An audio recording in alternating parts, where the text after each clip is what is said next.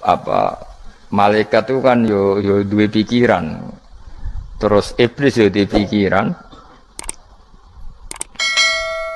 Sing padha-padha pikiran niku ya rada bener iblis. Pikirane lho ya. Tapi nurute bener malaikat. Jadi umpama agama kanut pikiran ya bener iblis. Mergo cara berpikir iblis iku Adam ku sangka lemah, aku sangka api. Berarti keren aku. Nah cara pikirane malaikat wis ora mikir bombol ndi dikongkon yo manut. Jadi agama ini sanad. Agama ini seorang lagi napa? Sanad. Sakjane cara tauhid ya keberatan. Aku ana istilah Baitullah ya keberatan. Wong Baitullah maknane omahe Allah sing takok. Allah manggon wirdi ning Ka'bah.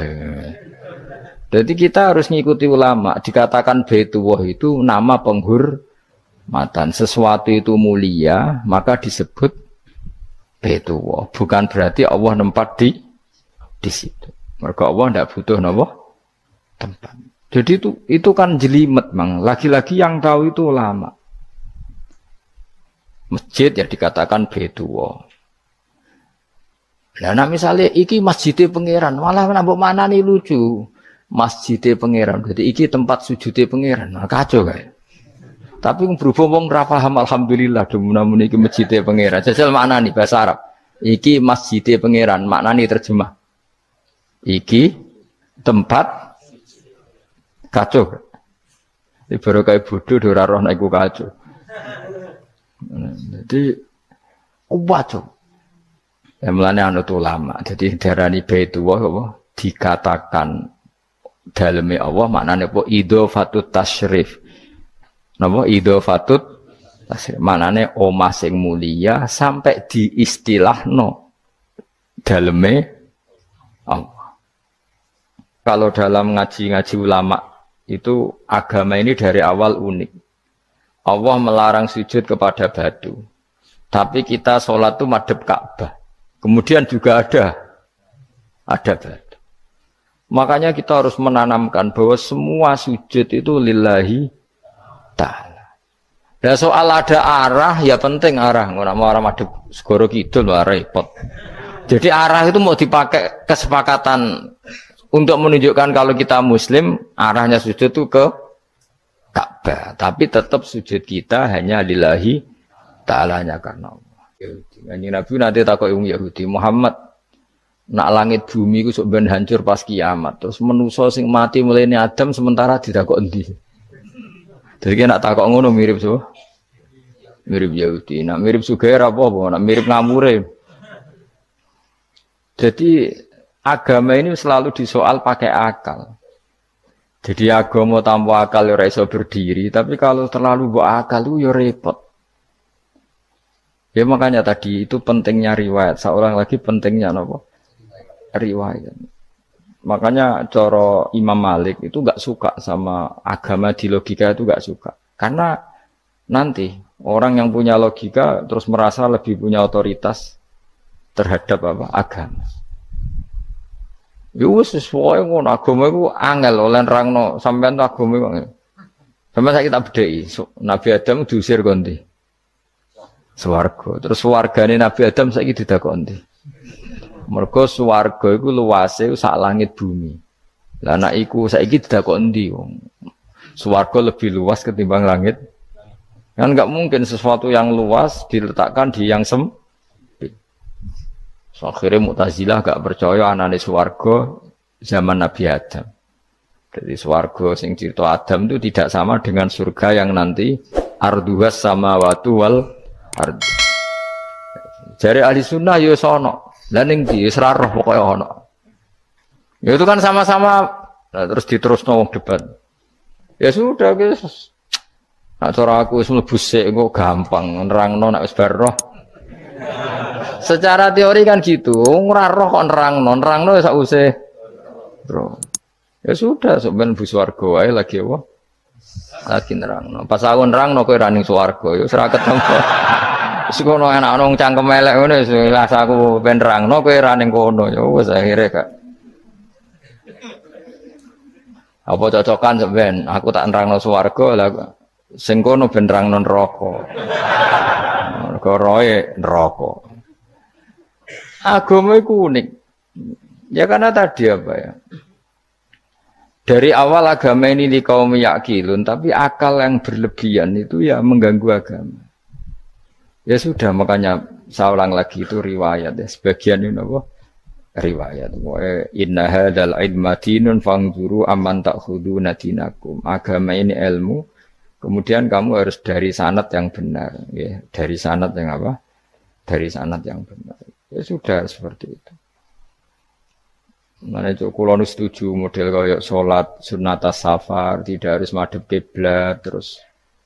Jadi agama ini sudah unik. Misalnya gini, sholat fardu kan wajib kiblat, tapi ada sholat yang nggak usah madhep kiblat, yaitu sunat safar. Misalnya orang di pesawat gini.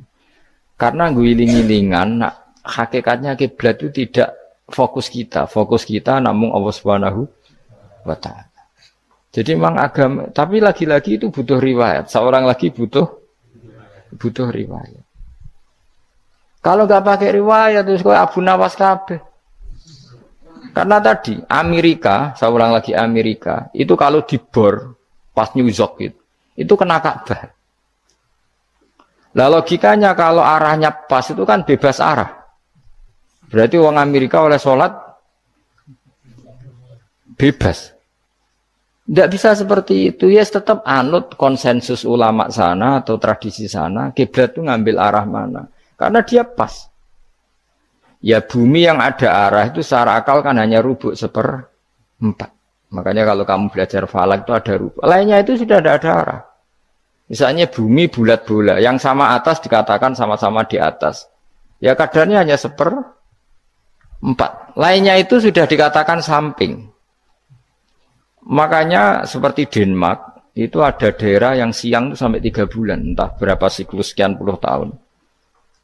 Ada yang lebih lama siangnya, sampai 18 jam. Kalau daerah di Eropa kadang puasa itu sampai 18 jam. Ada yang selalu nggak kena matahari, kayak kutub utara, kutub selatan. Nah makanya kalau misalnya sholat itu ngikuti apa? Kalau ngikuti matahari orang kutub sholatnya hanya maghrib, isya, subuh. Gak wajib poso orang tahu ono rino misalnya. Ya tidak bisa seperti itu. Jadi kalau nuruti logika kan terus berdebat terus. Tapi kalau nuruti rasa sebagai hamba. Orang kutub butuh sujud sama Allah. Orang kutub butuh loyal sama Allah dengan memperlakukan puasa. Ya sudah, akhirnya kita harus puasa. Nah, lalu kalau ukurannya matahari, mereka tidak punya matahari. Memangnya puasa itu penyebabnya wujudnya matahari, apa penyebabnya loyalitas sama Allah Subhanahu wa Ta'ala? Loyalitas. Kalau penyebabnya matahari ya, berarti kalau nggak ada matahari, nggak usah apa? Tidak usah seperti itu cara berpikir, makanya ngikuti ulama. Karena ulama yang tahu tradisinya Allah dan Rasul. Ya seorang lagi ulama yang tahu tradisinya Allah dan Rasul. Meskipun ya kadang saya enak dewe ulama. Mergo ya kadang ya mau kalau bolak-balik ngomong gak diterang nombek cangkem elek ora paham-paham. Makanya masyhur itu ada kiai di debat sama orang rodok PKI. Pak Kiai, kalau setan dari api masuk api kan biasa. Terus susahnya apa? Mau materinya dari api. Terus Kiai itu mek lemah, swawurna raine. Loro cung, nggih sakit. Jare wong kok lemah, kena lemah kok loro. Karena serak kena diterangno. Manusia materinya kan dari tanah, berarti kena dipendem urip-uripan. Piye ya? Ya loro ya. Lah ya jare kok lemah kok dipendem ning lemah kok. Karena dijelaskan pakai lisan yang baik, gak paham-paham. Sebenarnya kita ini ingin selalu baik, tapi ada orang-orang diterangkan cara baik-baik itu. Wah, kayak misalnya ono wong kondo, Gus kula nu bojo kula cerewet ngene-ngene, apike kula pegat dicereweti bojo mbek diarani duda lara ndi. Oh lara diarani duda isen. Kue payu rabi dicereweti, ambek ra payu rabi jomblo, sakit mana? Sakit distatuskan jomblo. Malah kena dicereweti sabar prestasi baru. Mesti wong ku diwolak-walik. Lan jar sekolah tak malan kula seneng mbek Imam Syafi'i. Kowe dirasani wong ning ngarepmu, diomongi, ambek dirasani seneng ndi? Seneng dirasani cara kowe. Jare Imam Syafi'i bukti wibawa, buktine ngomong ning ngarepmu rawani. Jadi Imam Syafi'i itu rileks urip. Ya Aba Abdillah, orang yang tadi muji-muji jenengan itu kalau di luar maki-maki jenengan. Jadi alhamdulillah. Kok bisa itu kan bukan pengkhianatan. Berarti saya wibawa. Di depan saya enggak berani gitu. Wong iku sowan Imam Syafi'i ya cium tangan ya hormat. Tapi setelah di luar menghujat. Singkat cerita dilaporkan ke Imam Syafi'i. Orang yang tadi nyium tangannya jenengan itu di luar ngerasani jenengan. Jadi Imam Syafi'i alhamdulillah berarti aku wibawa. Mendengar kurawani. Ya dianggap enteng saja. Terus ada orang misoi Ja'far Shadiq. Sayyid Ja'far Shadiq itu Sayyid putune Nabi, orangnya soleh alim, gurunya Abu Hanifah. Di antaranya gurunya Abu Hanifah itu Sayyid Ja'far Shadiq. Itu kalau dihujat orang diomongin ini, dimaki-maki, sampai ke rumah. Pas mau masuk rumah, kamu masih ingin maki-maki saya? Iya. Tak tunggu sampai selesai. Setelah selesai sudah sampun, sudah. Masih emosi orang sudah. Kamu misoi saya berdasar apa yang kamu ketahui. Yang tidak kamu ketahui lebih banyak. Maka saya tunggu. Izin sampai. Terus ketika ditanya, kenapa engkau sabar ketika jenengan saya pisui? Orang ini akhirnya tobat, mencium tangannya, mencium lututnya. Jawab saya Ja'far Shadiq ini. Aturahu tu'so kurhan, aturahu yu'so kurhan. Kowe ora ngrafaham kalimat itu, tapi tak terangkan ben dadi wali. Kowe roh pangeran. Ya tahu. Sing durakani pangeran tuh banyak enggak? Yang maksiati pangeran tuh banyak enggak? Ya banyak. Lah yung pangeran sing di langit bumi wae dimaksiati, apa meneh terima aku. Akhirnya terus jadi orang-orang soleh itu cara berpikir itu di luar kapasitas kamu. Apa ya? Mereka itu hanya Allah, taunya itu hanya Allah. Aku kan enggak egois, harga diri. Mana ada agama berdasar harga diri itu kalau dalam bahasa Arab disebut hamiyat al-jahiliyah itu gengsi nopo? Jahili. Makanya ketika saya berkali-kali cerita itu, ada seorang ulama dipanggil tetangganya, nom. Setelah sampai situ, sudah kembali, saya tidak butuh kamu. Setelah sampai rumah dipanggil lagi, sudah kembali lagi sampai 3 kali. Ulamanya yang tetap ceria, tetap nyaman. Ketika ditanya, kenapa engkau tetap nyaman? Wahai pemuda, kamu itu tetangga saya. Kata Allah dan Rasul, nak kue iman be Allah Rasul, kon ngapi itu tonggo, kon ngundang aku ya teko. Ya seneng nuruti perintahnya. Ketika kamu nyuruh saya kembali, ya saya kembali. Memang itu keinginan kamu. Kue tanggaku, aku kon nurut bek tonggo. Aku ora urusane bek kue. Aku mau nyaman bek perintahnya. Oh, nangis pemuda tadi itu tobat.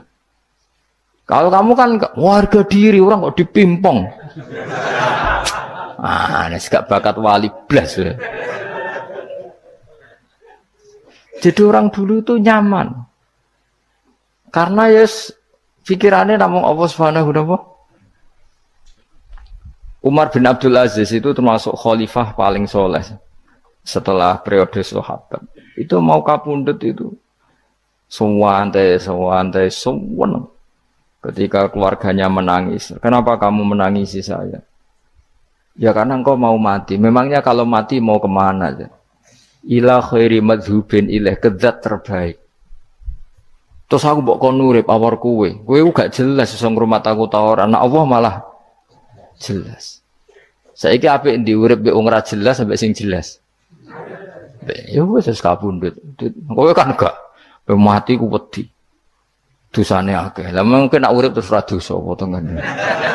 Mung gaya tok asline. Dosa kula cek kathah Gus kok mati terus.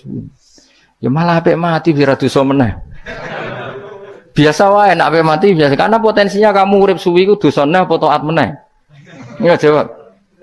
Potensine.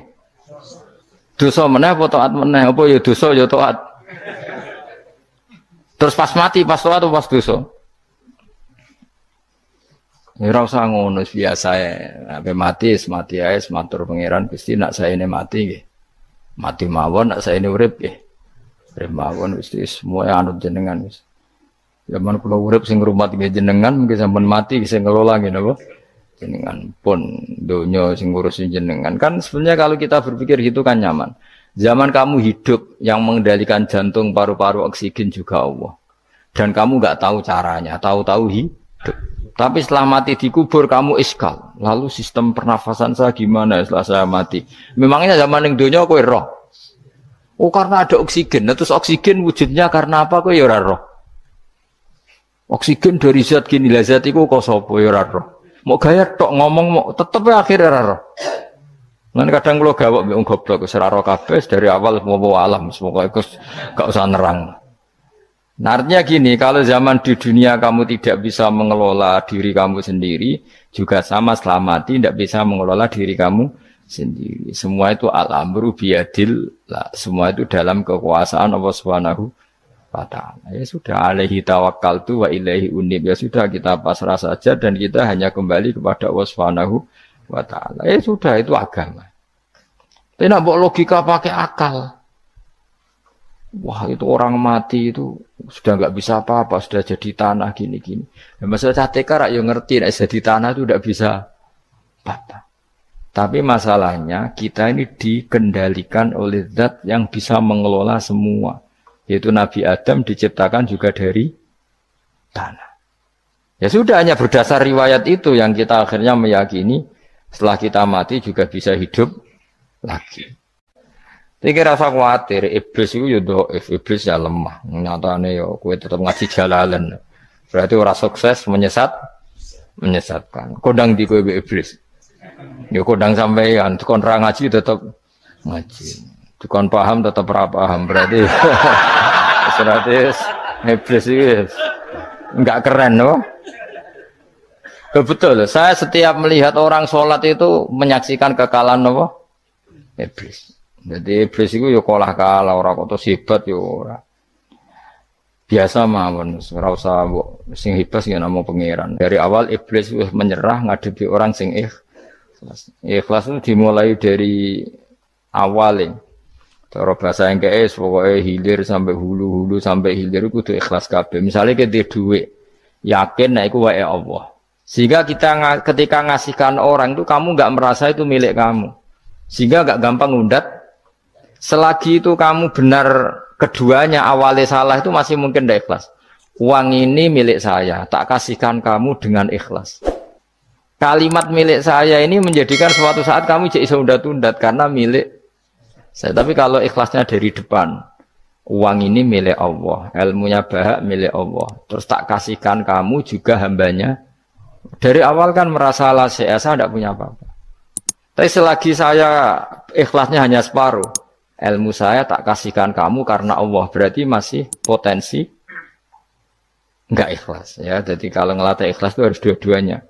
Kamu punya uang milik Allah, punya ilmu milik Allah, punya jabatan milik Allah, kemudian kamu kasihkan sesuai perintah Allah. Itu lebih mudah ikhlas karena la haula wala quwata illa billah. Selagi masih separuh saja salah, itu potensi berikutnya juga ikut salah.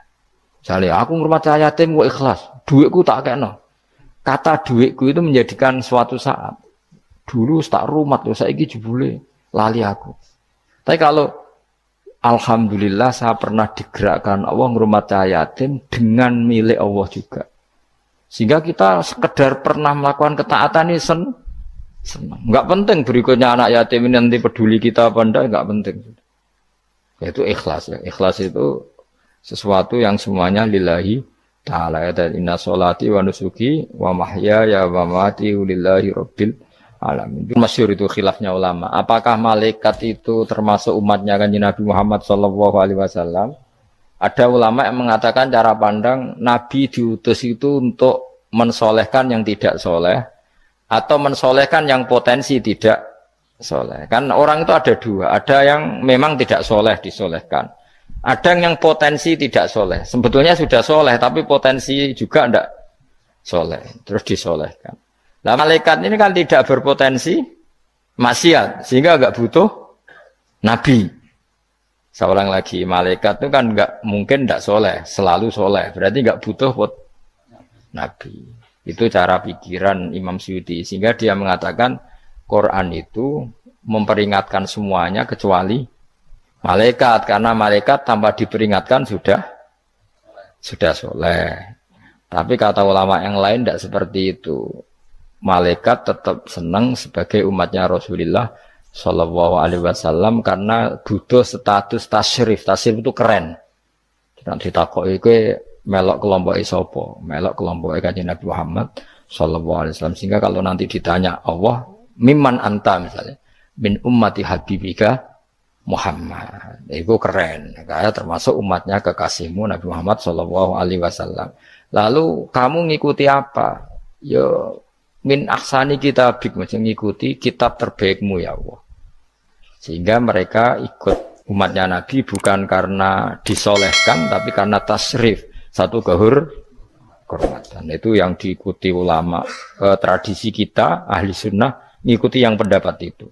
Ngikuti bahwa malaikat pun suka dikategorikan umatnya Kanjeng Nabi Muhammad Sallallahu Alaihi Wasallam karena nambahi tasrif. Nambahi apa? Tasrif. Masyhur itu Imam Suyuti dalam hal ini kita ngikuti ulama mayoritas, bukan ngikuti yang ini. Masyhur kan Jibril ditanya, kan itu ketika Jibril ketemu Nabi Muhammad ditanya, untungnya apa kamu jadi safir? Safir itu kira-kira terjemahan bebasnya panitia saya. Jibril itu kan ya jauh dari langit turun bumi, dari langit itu kan jauh. Terus kamu untungnya apa? Karena Jibril itu tahu betul peristiwa yang pernah dilakukan Allah. Yaitu kayak apa malaikat yang di langit bisa diusir karena kesalahan tertentu. Malaikat yang sok suci kayak siapa itu Harut Marut juga dihinakan seperti itu.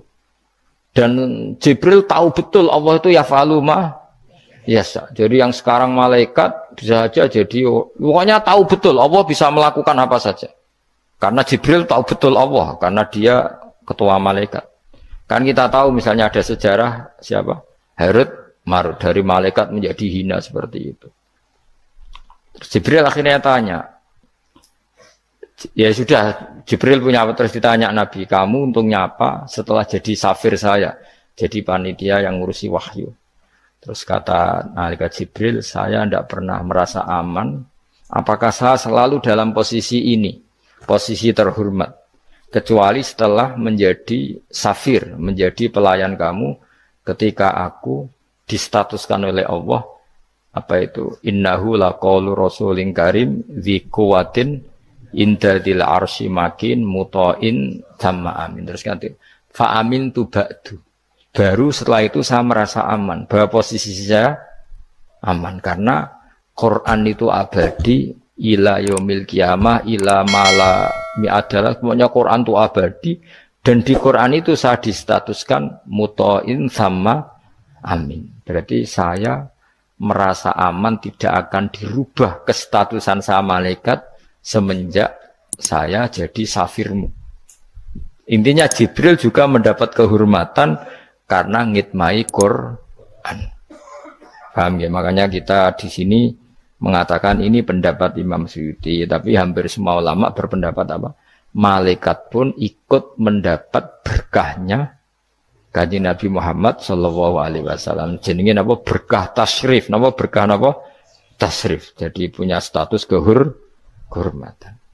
Nah, yang dikatakan Imam Suyuti itu murni logika. Murni logika tadi, yang namanya Quran itu memberi peringatan supaya enggak soleh menjadi soleh, dan malaikat tidak butuh itu karena sudah selalu soleh ya. Jadi itu logika saja, tapi kita berkeyakinan malaikat pun butuh, tapi untuk kehormatan.